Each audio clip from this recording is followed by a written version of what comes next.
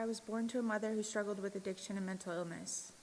She had 7 children. I am the youngest. Growing up in that kind of environment was hard, but at the time I didn't know any different.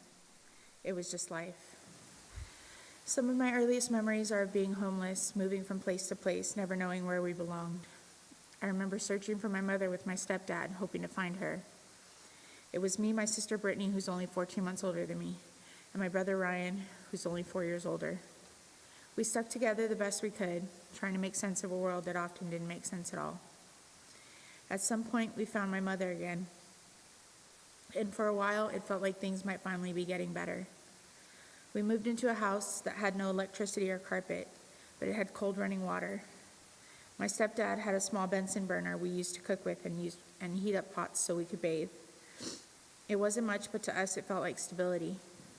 We were able to start school, and for the first time I thought maybe things were going to be okay. My stepdad even found a job as a security guard for St. Vincent de Paul and started saving money so we could move. But peace never seemed to last long in our family.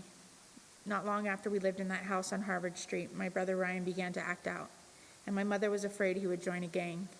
So my older sister Melissa came and took him to live with my oldest sister and her husband and children. They left just Brittany and I. We leaned on each other because at that time, we felt like we were all we had. I was just starting first grade when we moved again, this time into a small apartment. Shortly after we settled in, we were going to school. The police came one day looking for my mom. She knew it was coming and had already prepared the power of attorney so my dad could keep us and we could continue going to school. She did 4 months and was released on probation. She stayed clean for a while, but she really struggled with depression and severe mental illness. She slept all the time, and even though she was there physically, she wasn't ever there for us emotionally. Still, we managed to go to school and make good grades. That was pretty much my childhood, just always trying to make the best out of a situation that wasn't easy. I didn't start using drugs till I was 17. It began with meth, and sadly it started with my mother. What started as something I thought I could control quickly took everything from me. I lost my job, spent what little money I had saved, and before I knew it, I was caught in a cycle that lasted about 5 years. Getting high, going to jail, and feeling stuck in the same pain I'd grown up around.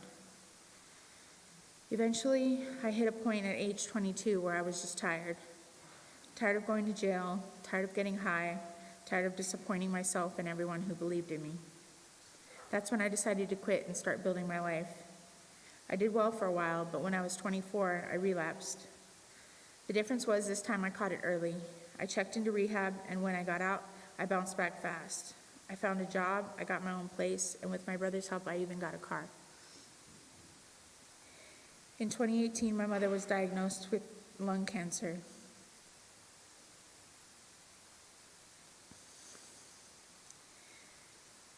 And by that time, I had relapsed being near her in that environment.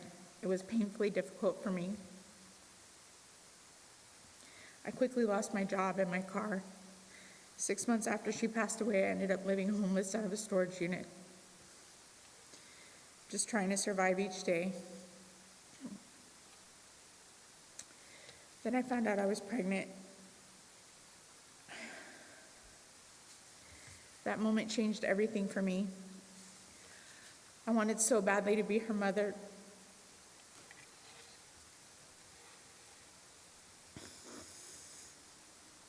But deep down, I knew I couldn't give her the life she deserved.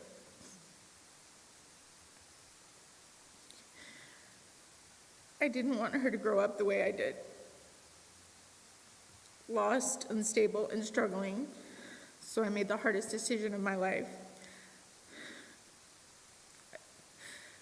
I chose to place my daughter for adoption when she was born in 2019.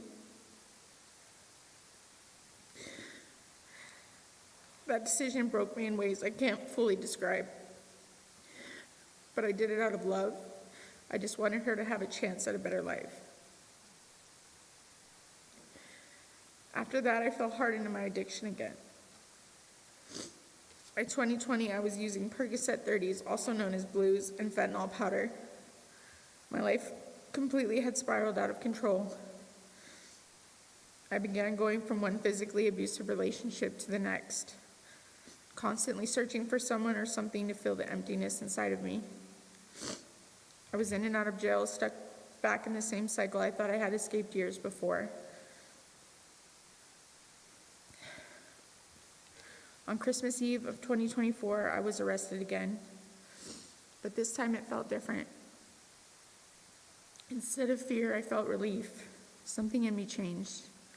I just knew deep down that it was over, that I was done running, done fighting, and finally ready to surrender to God's will for my life. When I was offered probation, I turned it down because I knew myself too well.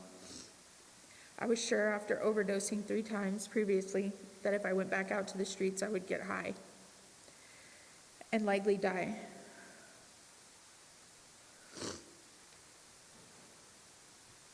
Or I'd wind up running from the law again, ending right back up where I started. So I decided to serve my time, hoping if I stayed clean long enough by force, I might finally learn to stay clean by choice.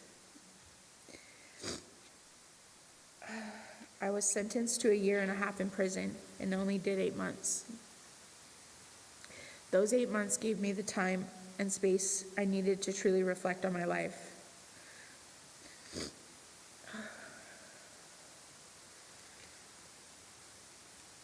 I did programs, went to church, went to recovery meetings.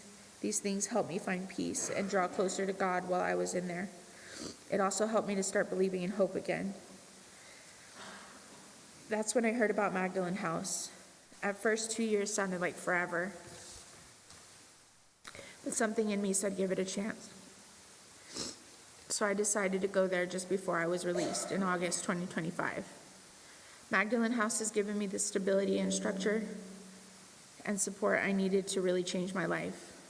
After a month or so, I was able to find a job and now work for Community Bridges. I was able to continue working a program of recovery and have a sponsor. I worked the steps with Magdalene House has been there every step of the way, guiding me, supporting me, and showing me that I can do better, and more importantly, that I am better. Because of Deacon Gay's reentry program, that for the first time in a long time, I believe in myself and the life I'm building. Looking back, I can see that every struggle, every loss, and every mistake has shaped me into the person I am today. My story isn't one of perfection. It's one of perseverance, growth, and grace. I've learned that healing isn't about forgetting the past, but about using it to build something better.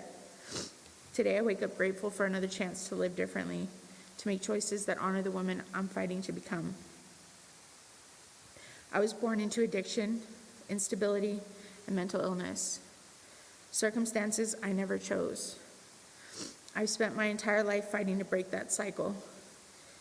Today, I'm asking for the continued opportunity and support to stay on the path of healing and stability. I'm asking for the chance to keep building the healthy, grounded life I've worked so hard to create. I can't change where I'm from, but I am determined to change where I'm going. With the support and structure I have now, I know I can continue becoming the woman I am meant to be.